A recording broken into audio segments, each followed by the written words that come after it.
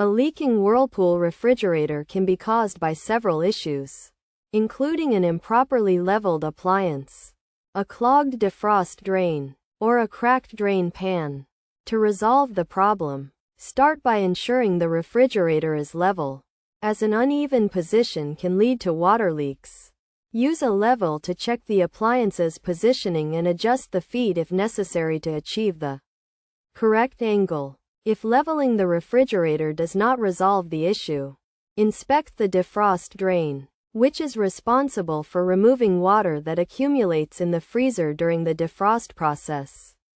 Check if the drain is frozen or clogged, and use warm water or a similar tool to clear any blockages. If the defrost drain is not the cause of the leak, examine the drain pan for any cracks or damage, as a faulty pan can also cause water to leak from the bottom of the refrigerator. Replacing the drain pan if it is damaged should fix the problem. By following these steps, you should be able to identify and fix the issue with your Whirlpool refrigerator.